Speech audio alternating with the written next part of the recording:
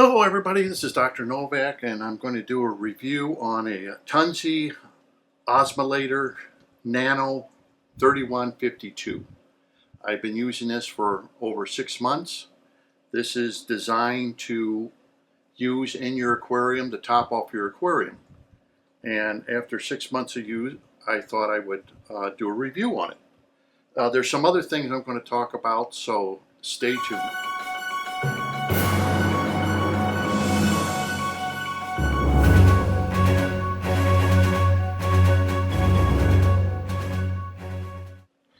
Okay, let's get into the review. When I review things for people on my channel, since I don't own a store or I don't have any invested interest in the products I review, I give you an honest review. And there is, so I wanted to look up something, and I looked up the laws of the United States, and it says under federal law, the practice of exchanging free products or payments for favorable reviews without disclosure, a practice called incentivized reviews, is illegal in the United States. The only reason I brought that up is because I'm a hobbyist audiophile. I'm an audiophile, and you see these favorable reviews of speakers or whatever that years ago didn't get very favorable reviews. And in fact, Steve Guttenberg, one of the audiophiles, he says he doesn't give bad reviews. He won't give a bad review. That's because he falls underneath these guidelines of our law that if you're given a product and our payment, you have to disclose it at the very beginning. The products I talk to you about that I use, I tell you about, are products that I bought. And they are products that maybe were advertised. Some of them are. They've been advertised as great products and how they are from the people who are selling the product. Okay, but don't forget they're getting kickbacks from the manufacturer to sell that product. They get little perks and stuff for selling the products and then making an advertisement of that product. So when I do a review, they're not a review that someone has given me. If it is, I would tell you right off the bat. Then you would kind of think to yourself, is the product any good? Another thing I also found out is that endorsements are required to be truthful. That's according to the guidelines of the law. And that is Director of the Federal Trade Commission Division of Advertising Practices. That's right from the horse's mouth. If you are going to endorse or talk about a product, it has to be truthful by law. So you cannot turn around and take a product and blow it up that it's good, because that's false advertisement. This was done back in the 70s when they would show a picture on a box of, let's say, a TV dinner, which kind of dates back before maybe a lot of people were even born, and they would show a picture, but what was in the box and what the picture shown were two different things. It wasn't exactly the same, and that is advertising. They got them on, and truth of advertisement they got the manufacturers on. A lot of manufacturers seems today don't have truth of advertisement.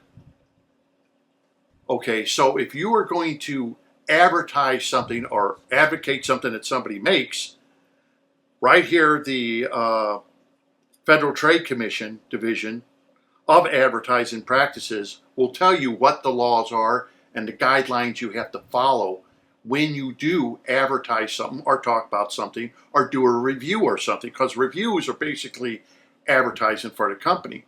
And I noticed that in stereo, companies that weren't very good and if they go to the professional says this speaker isn't good, or the crossover could have been improved, and yet the prices went up, why aren't these improvements being made by the manufacturer? And yet they're getting a favorable review. For example, the Radeon that I did.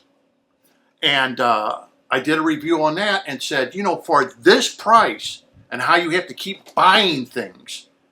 And then one person made a comment that, well, the 5th generation, it has this. I said, it took 5 generations? 5 generations to improve a product like the Radeon?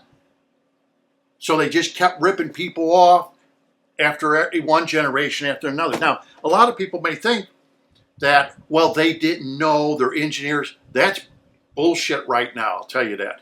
They hire engineers like me. I am an aerospace engineer. I've worked for Tesla. I worked for Harley Davidson LiveWire. I've done Tesla, the new Tesla motors with the new rotors and stators. I worked for dams making motors that are over 24 feet in diameter. Generac, oil companies out there, they hire excellent engineers to do this stuff. And they pay them a decent wage. When you have something like this Radeon, and it takes 5 generations before they finally add everything into it that a cheaper light already has, it's just ripping off because they want to keep making money. So these improvements they make are stupid. Why didn't they do it the 1st or 2nd generation? Why did they have to wait 5 generations before they came up with all the products you have to wind up buying to add on to that? And then the light costs over $1,000. That is absolutely ludicrous. But when people advertise this light, how great it is, it took 5 generations to get it that way. That is ludicrous, especially if you hire good engineers. That's not right. I've contacted companies on products that they have made, like turntables and things like this, and said, with turntables, they have a bearing, and all it is a bronze bushing. It's not even a bearing, it's just a bushing where a shaft goes down, and that is what the turntable, you know, that could be made a lot better for the price they're charging for turntables. They know it, but they're not going to spend the money. And as an engineer, I've even called them and told them, I said, this could be made more precision, a lot better than what you're making it. You're really cheaping out making a turntable this way, but they don't care because they're making real good money and they're charging people $5,000 or something like that for a turntable, which they don't have that quality being built in to justify the price. When you can fix something that you're really, really cheaping out with a bronze bushing and a shaft going in it. That's absolutely ridiculous. So in this review, I just want to let you know, when I look at things, I look at it different than anybody else who reviews things. When I have my GPS and it says, you know, 0.2 miles, you got 1,000 feet, I can be honest with you, I don't know what 1,000 feet is. I'm not skilled in that. I can't tell you what 1,000 feet is. Somebody who probably drives a lot could say, or somebody who's into that, like an architect or something, they could say, hey, from here to here is 1,000 feet. No, they'll probably be right, you know, because they're used to doing it. But see, I'm the kind of engineer where I could set up something parallel with the back. And I've done this lots of times. I could set up something, an object, and I have set them up to the point where they're no more than a tenth or two, 1/100,000ths out from being exactly parallel. And sometimes I have set up stuff just by eye, without an indicator, set it up within millionths of an inch. I can tell when something's out of square. I'll look at something, I'll say, oh, that's crooked. That's, my wife will say, you know, what's wrong with it? I say, it's crooked. She says, how can you tell it's crooked? I said, I can just tell it's crooked. It's out. I check it and it's out.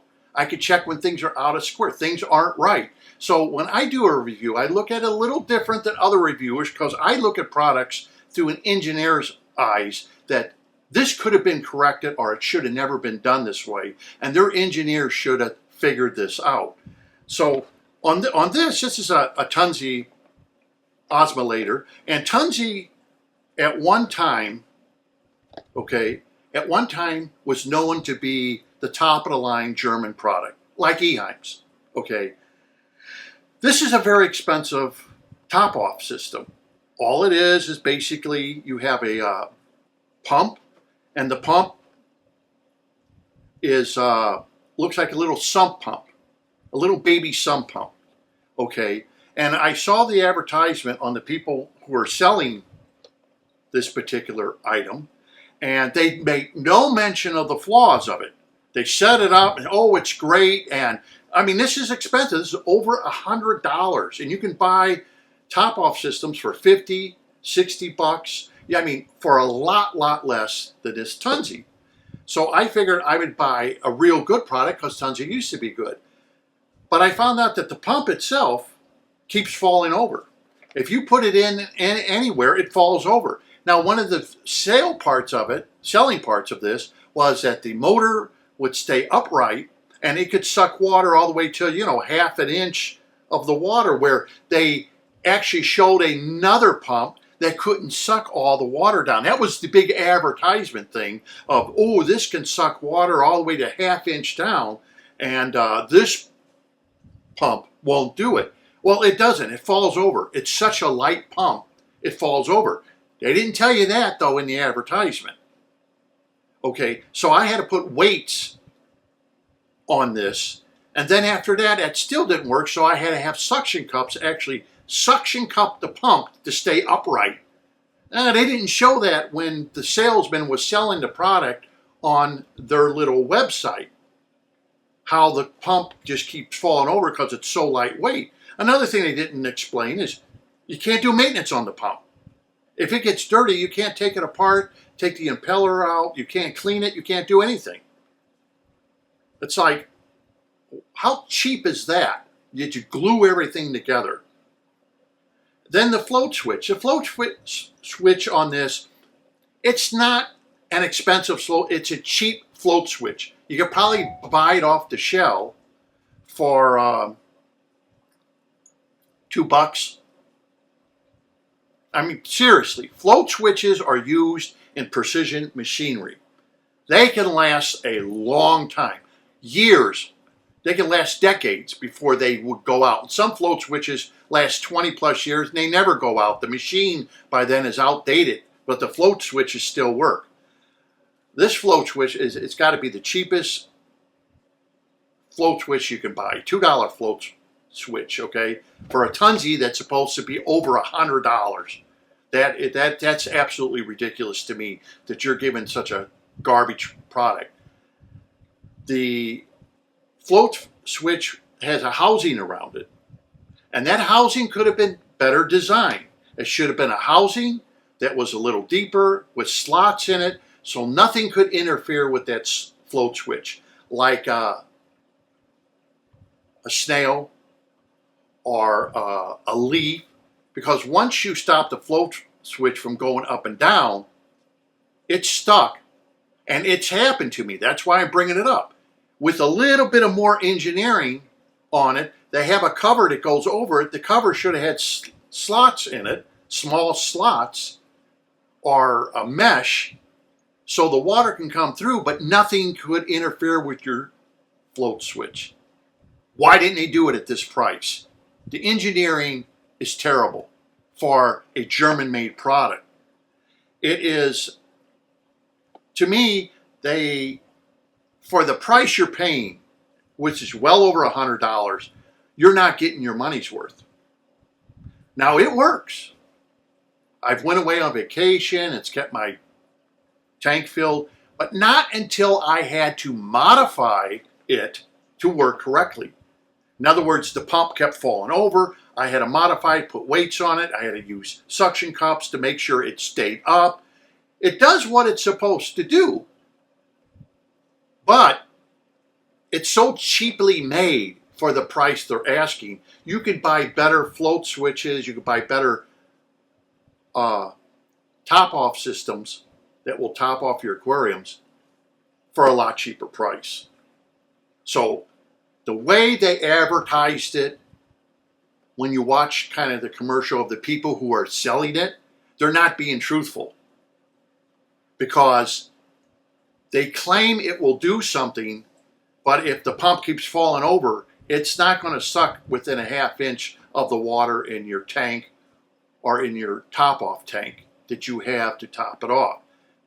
And that makes it very, very disappointing as an extremely expensive item, just like when I did this. And someone made mention to me, oh, well, the 5th generation has that. Why did it take 5 generations to get this light right? I mean, who are you hiring as your engineers? And believe me, I worked for companies, that is not acceptable. You would have been fired. That kind of garbage is not acceptable.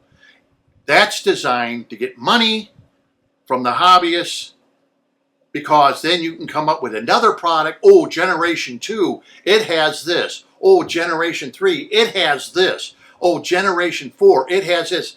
And when I told you about this light, I told you about how the lenses are. That's old technology. They use that in very old flashlights. I showed you in another video about that technology of how, oh, they make these lenses. Yeah, that's nothing new.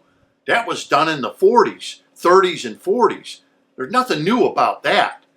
You know, so I know I bought the light because it was equal to that of a metal halide light of 400 watts, because it's 190, 195 watt LED.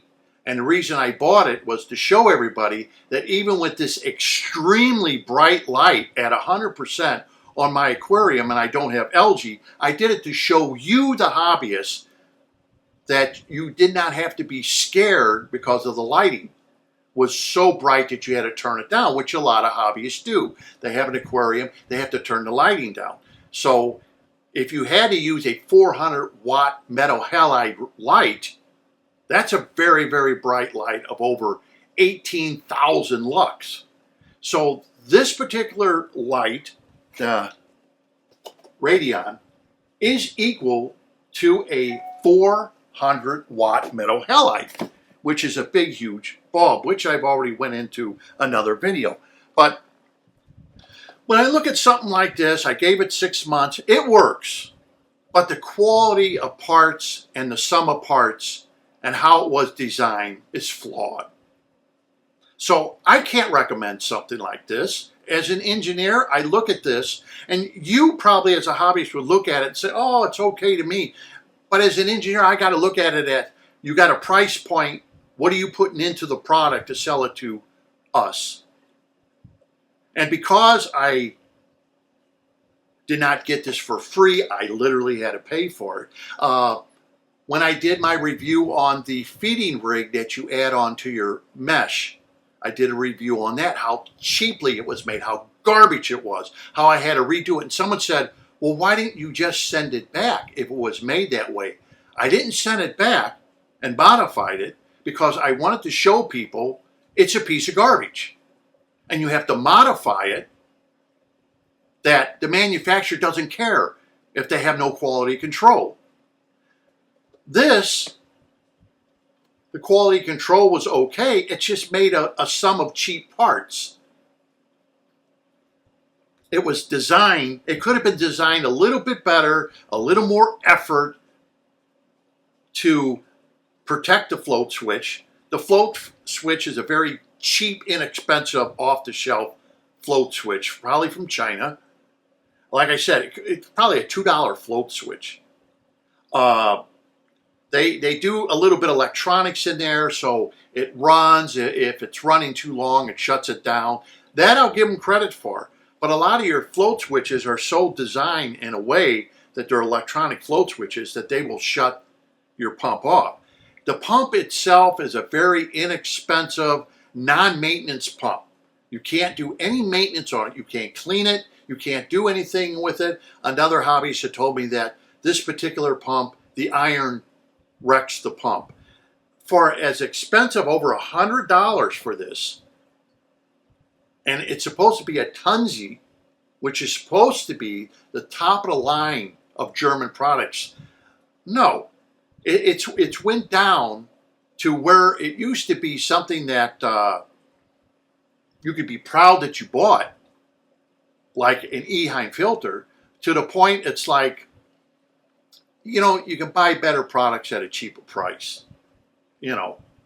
And I just wanted to let you know where I'm coming from with these products. I'm not a normal hobbyist when I look at something. That's why when I look at and tell you about like the inoxy filtration and stuff like that, and all the experiments and research I did on it, I did the research.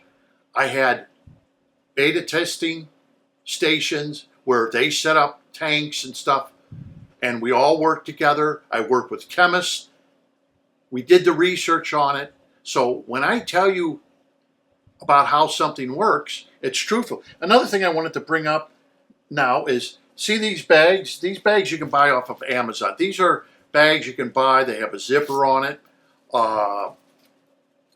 They open up. They're a very fine mesh, and they're well made. You know, you buy them off of Amazon. They got a plastic zipper, and I use these in one of my videos to show when I made my Dick Boyd's ChemiPure, generic ChemiPure. You know, you can use a bag, and it's a very fine mesh, so the carbon that you're using won't go through it. What I'm finding out is from hobbyists that they're using these bags. Here's what they come in, and the bag is right here. I'll put the name and everything so that you can see what these bags are. And they're not expensive. I think you get 10 or 12 bags in this package. I will tell you what they are. What they're doing is they're taking these bags and they're filling them full of the oil dry or kitty litter, and then they soak them in some iron, liquid iron of your choice, whatever manufacturer you want to use for your liquid iron. And they're using these to put in their aquarium filters. You know, like if you have the baskets, like FUNLAVIE, they all make them now. They're in, so they're using these. They pack them full of the kitty litter and everything, and they're putting them in their hang on the back filters, or they're putting them in their aquarium off in the corners. And though I have not experimented with these myself or done any research on it, just from what hobbyists have told me, that they're making BCB baskets out of this, and they seem to be working. And I thought, well, if you pack it up, because water is going to go around this. If you have like containers, baskets in your filter, and you make these and you put them in there, water's going to go around this. And that's what you want with a BCB. It's going to be full of the kitty litter or oil dry.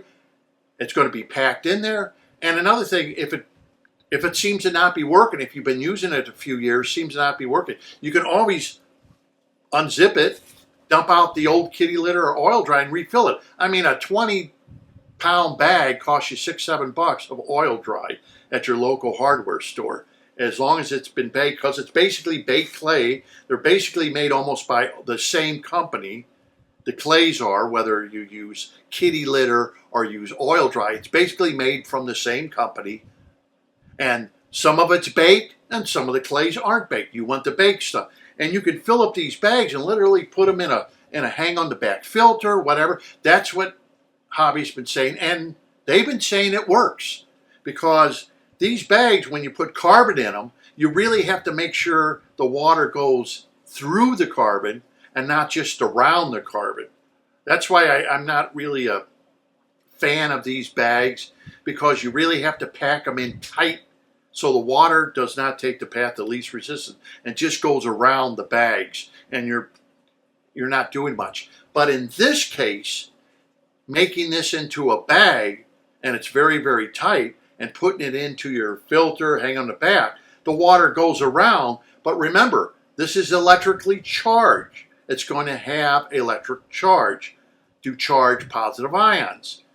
And therefore, it will work the same way as a BCB basket by letting water go around it and attract positive ions and work through diffusion or convection. But we wanted to do it slowly, unlike carbon, where we want the water to be forced through it to take out the impurities. This is okay if water goes around it and not forced through it, because we want it to go very slow to create anoxic conditions. And as we all know, in our aquariums, we do create aerobic conditions, anoxic conditions, and to some extent you may create anaerobic conditions in your aquarium. And this is something that we're trying to stay away from, basically a lot of the anaerobic conditions, but they do happen. We're trying to stick with mainly the aerobic and anoxic conditions to do the work we want it to do, which is take care of nitrates and phosphates. Like I made mention, one guy who's using the plenomenol says his nitrates are 0.5, less than 0.5 parts per million, and his phosphates are 0.02 parts per million. And that's absolutely great when you hear about it.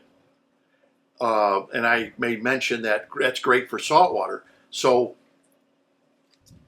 I just want to bring this up, that this is something that, once again, hobbyists have been telling me. Have I researched it for you? No. I don't have the kind of money to go through all the research to find out if it's really doing what it claims.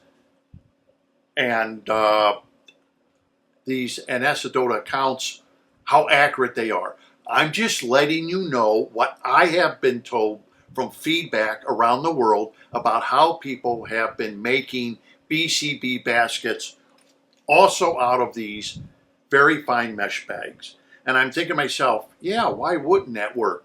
Just like the particular individual who came up with putting one of those mediums at the bottom of his plenum to add more room, to add bacteria. And you know that bacteria there is going to have anoxic conditions. And I show on my video how I use the Eheim substrate, maybe a box or two of it. It's round. It looks like a pumice almost. And I put that at the bottom before I put the grid on top of it, which I show in my video on how to make a plenum, to show you how it works. Another thing I'm seeing before I end this video is people are using substrates and then they're adding sand on top. Okay, instead of just putting their sand directly on the bottom, they are now adding what they want and making a sand top and making it cosmetically the way they want. And the only reason I can think of sand become so popular is because it's cheap. You buy a bag of sand for $6, $7. That's not the hobbyist's fault. The hobbyist's fault is just trying to save money. It's the manufacturers charging ungodly prices for substrate that they're trying to sell to the hobby. And I've always thought that. That's why I've always liked the fact that we can use a cheap substrate like kitty litter, oil dry, wet dry, whatever those, because they're basically all the same. They're clay that's been baked. And it was so inexpensive. And it did a job for us that we wanted it to do. So anyhow, this review on the TUNZE here, I would have to say with this TUNZE, it's extremely expensive. It is not made of the highest quality. Don't expect it to be. You are going to pay more than a lot of the autofills that you could buy out there.